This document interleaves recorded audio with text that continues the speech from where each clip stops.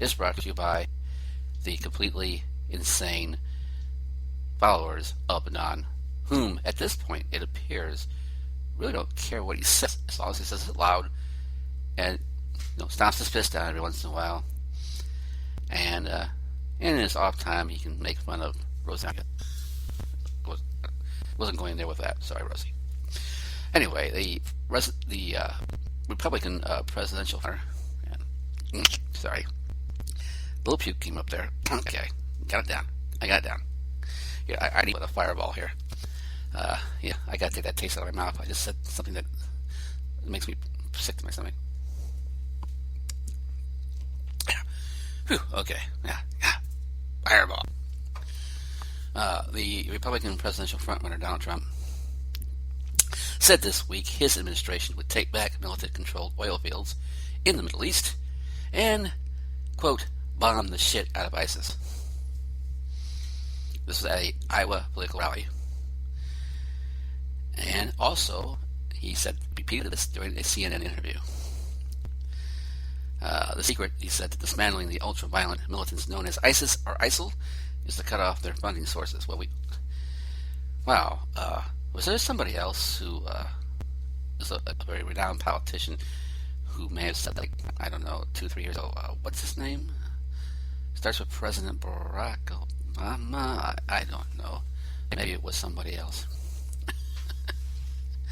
And of course, Donald Trump knows all about making sure that he takes care of money people by making them poor. Just not in other countries. And he goes as far as to say that he tells Anderson Cooper he would support the use of U.S. troops to protect the oil fields, but he prefers, however, that they would have no troops involved in the Ballotol region. Quote, I would love not to be over there, Trump said. That's not our fight. That's other people's fights. Isn't that other people's oil wells too, Donald? Hello. It almost sounds like listening to George W. there, and how we were going to rebuild the Iraq oil fields with the use of companies like Donald. Yeah, it's the same company that. Oh, Donald. Here's a quote from Donald. And you know what? You'll get Exxon to come in there in 2 months. You'll never see these guys. That's how good they are. They're great oil companies. They're real suck up new people. Yeah, George W. could just speak as eloquently as that. They'd be one and the same person, I think. Oh, the Don, I tell you. Only the Don can tweet after the Paris attacks that his prayers were with the victims and hostages, and may God be with them all. And at the same time, just earlier that year, tweet after the Charlie Hebdo attacks, this would never happen if your citizens had been armed. I just wonder who really is the campaign manager for Donald Trump, and I'm starting to think it might be his toupee. Insane. Do you have any experience? No, sir, I have no experience, but I'm a big fan of money. I like it. I use it. I have a little. I keep it in a jar on top of my refrigerator. I'd like to put more in that jar. That's where you come in. I'm going to need you to go ahead and come in tomorrow.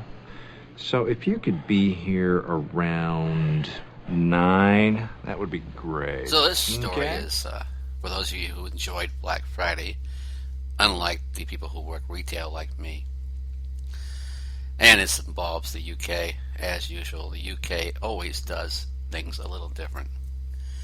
And this particular company, which is named Cards Against Humanity, has a card game on the UK internet that has many members. The game advertises itself as card games for horrible people. So I'll be joining that organization here next week. No, I won't. I may. I don't know. Anyways, after this story, I just might. What they did for their membership, if you were fortunate enough to be a member that morning of Black Friday, you got an email from them with a little black card.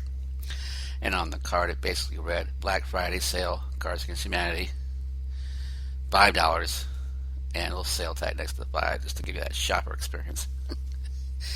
And then you would have the usual blanks for credit card, your name, your email address, your card number, expiration date, and your CVC number. And then there'd was a box you could check. And if you checked that box, you were agreeing that you understood that you were giving Cards Against Humanity $5 for absolutely nothing in return. That's right. Zip, zero, zilch, nada.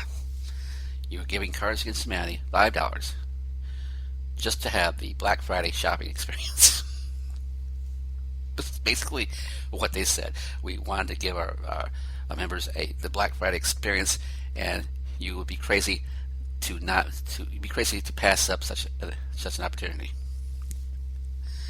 And so, of course, as I said, they obviously had quite a few members because the company actually reported that they made £47,000.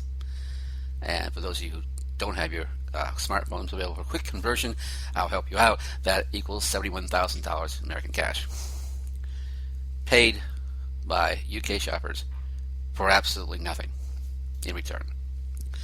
And of course, the humorous parts of it started to happen when people actually got on the Twitter sites there and began to tweet responses to this ridiculous Black Friday shopping experience.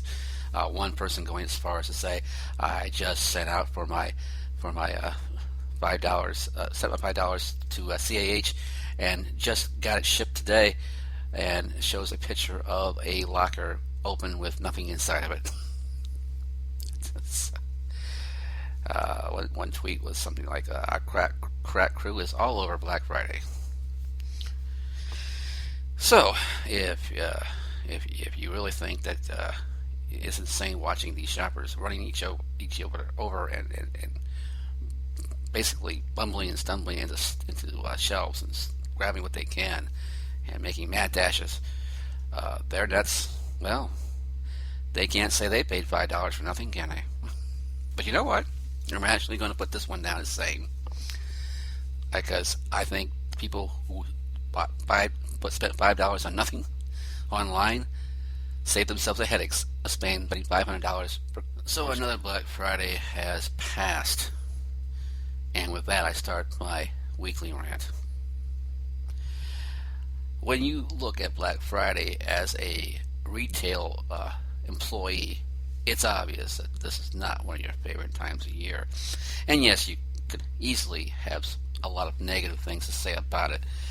And from that perspective, I try to put that aside and really look at Black Friday for what it really is as far as corporations are concerned. And if you think it's about the big profits they're going to make on that single day of shopping, you'd be sadly mistaken. It would seem obvious from watching these massive crowds crushing the doors of the stores that, these guys are making it hand over fist here. But they are, but not the way you think they are. They're not making it hand over fist with their products because they're actually retailing them at prices that are closer to the actual price they should be selling them for in the first place. So why are they making profits hand over fist? They're not making profits hand over fist on Black Friday. They're making profits for the rest of the year hand over fist. There can't be any better advertising than when the media shows your store being swamped with thousands of customers rushing the shelves and grabbing what they can and dashing to the registers to spend their hard-earned paychecks. This is the best advertising that money could ever buy, and they don't even have to buy it. They just have to open their doors at 6 a.m. Friday morning with a bunch of flashy signs and new products that just came out this week, and just watch the crowds envelop the store, and the media take pictures, and there's their advertising. You couldn't have a better advertisement than if God was above your store, saying, "I also shop here." Now that would be a pretty good advertisement. I buy my robes at Walmart. No, I don't think he probably does. Of course, being an atheist is an inside joke. Anyways, what was I talking about? Oh yeah, Black Friday is the one time of year, as I said, when the corporations actually have the audacity to show you just how marked up their products are every other day of the year. But we don't pay attention to that. We're like deer in headlights. We're like the sheep waiting, following the the herster, or what do you call that guy? I don't know. He's got the thing in his hand. Yeah, I don't read the Bible, so you people know what the name of it is. Anyway, the sheep following the guy with the thing in his hand. Well, I'm not going to try to remember the name of that person. Anyway, the sheep, the flock, being led to the utopia, that is the merchandise that is being sold at such rock bottom prices. As I was trying to get back into that, they're not paying attention to what the price of the product rises to the next day. Most of them are just wiped out and tired and will sleep for the next 3 days before continuing their shopping sprees.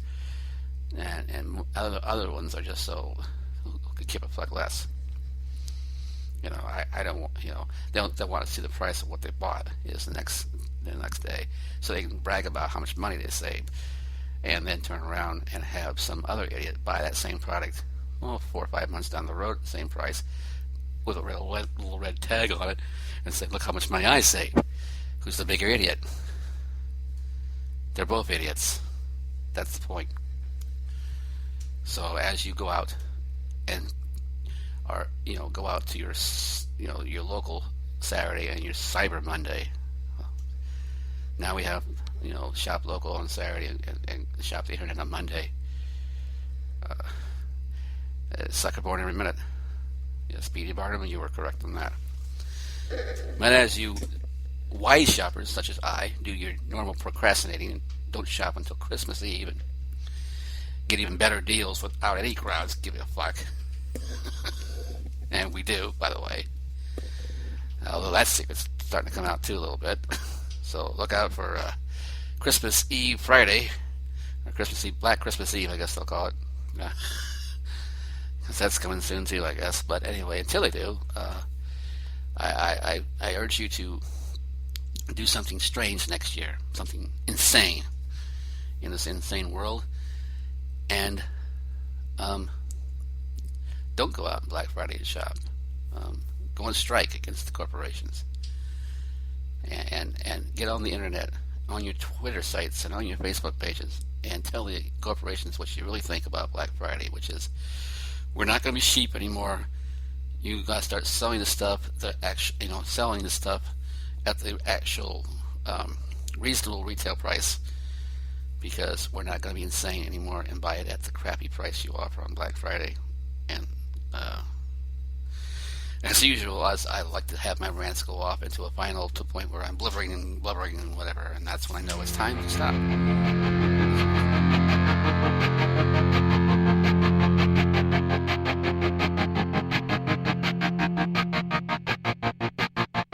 I walk a lonely road, the only one that I have ever known. Don't know where it goes, but it's home to me, and I walk alone.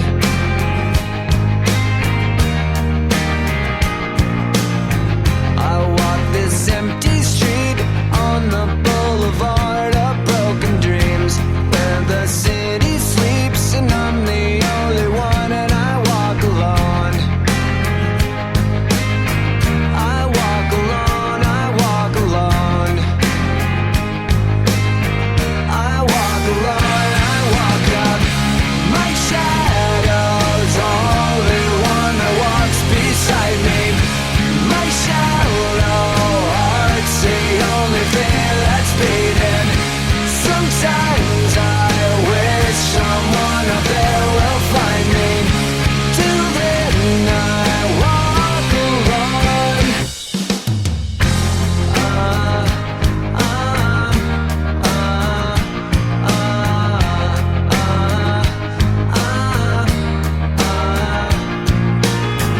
I'm walking down the line that divides me somewhere in my mind, on the borderline of the edge and where I walk alone.